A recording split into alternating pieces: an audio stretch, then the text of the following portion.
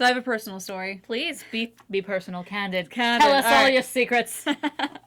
So I was going through and reviewing a whole stack of art books. As you can tell, we're all wearing the same thing in every art book review. Yeah. Because, We did these at the same time. all together.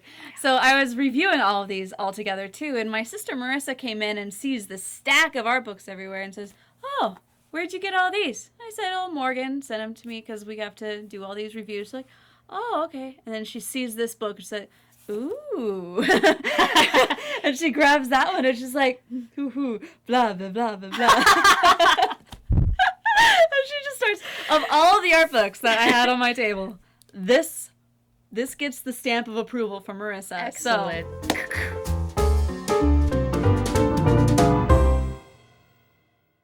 So this is the Art of Hotel Transylvania 2, and you're thinking, okay, well, we already had seen the art book for the first movie. They didn't really do much different. The style didn't change. The characters, for the most part, they didn't change at all. We had new characters introduced, but I mean, everything had already been established. What was there to show? There's plenty to show. That's an ignorant comment. Don't say that.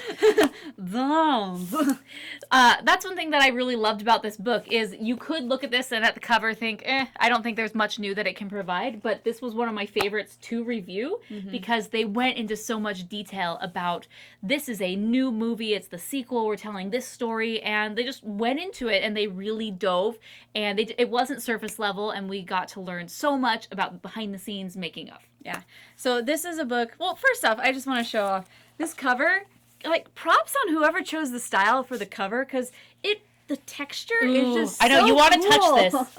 It feels like it should be up in the top shelf of, like, the castle's library or something. Like, pull that out. Like papyrus, almost feeling. It's great. So props to Cameron and Company. Props on that one. But and no dust cover, which is kind of nice. Sometimes they get in the way, but this, I think the texture of the actual book is so nice you don't need one. Yeah, for sure. I mean, we're talking about texture here. Wow. It's a selling point, I promise. It is. And gotta love that holographic title treatment. So the whole book goes in sequence of the movie. So yeah, first act, second act, third act, and then the cut but not forgotten. So scenes and characters. Yeah. So it was really fun to go through, and you would think, like as Morgan was saying, we've already established all these, but no, they have so much to say, and everybody gets to say a lot. Every different page has a giant blurb of pictures, and then not just saying, like, there's just no free space in a good way. Like, there's no just plain white of, here's one thumbnail here. Flip.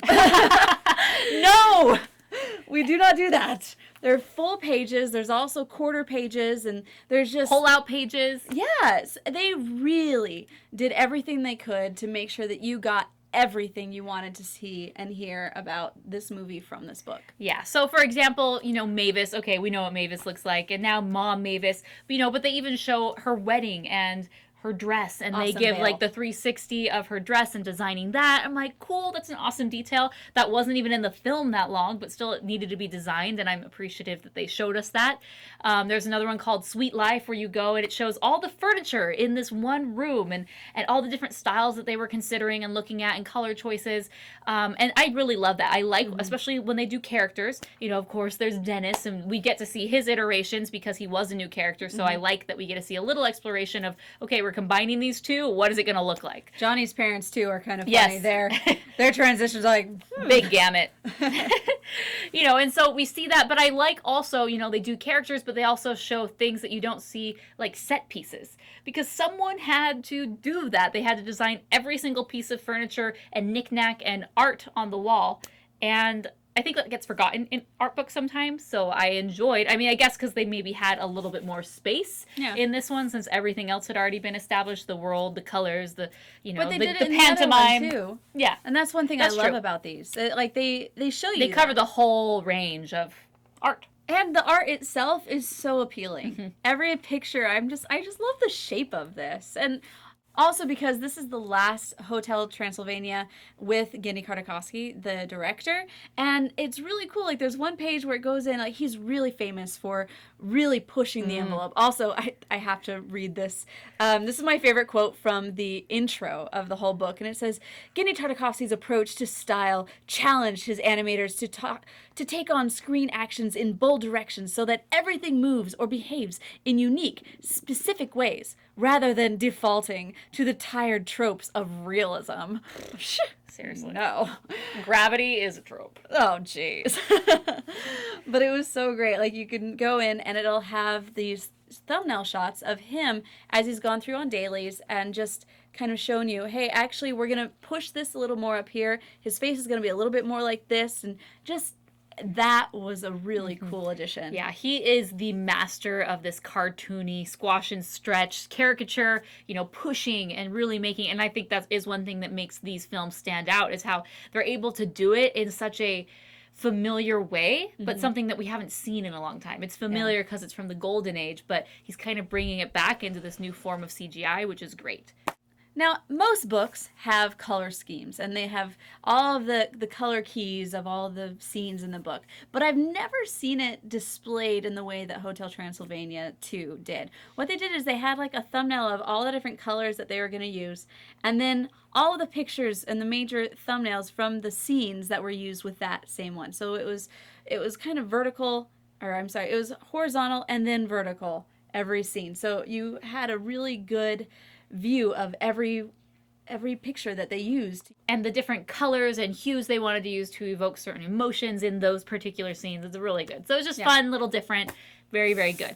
Yeah. So all in all, I'm going to give this book 4.5 out of 5 stars, because you would think, okay, this book isn't going to offer very much at all because it's a sequel. Like, what is there? There is a lot. So this is one of my favorite art books of 2015. So definitely check this out. We have Amazon affiliate links down below.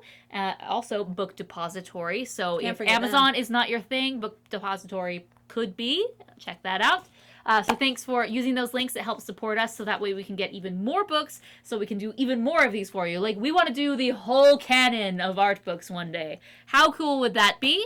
So you can start your Amazon shopping using those links, and any shopping that you do within a 24-hour time period, we get a little kickback. So hey, let's start the journey of checking off these art books. This one, very good. Check it out. Until next time, my name is Chelsea. And I'm Morgan. And you are watching the Rotoscopers YouTube.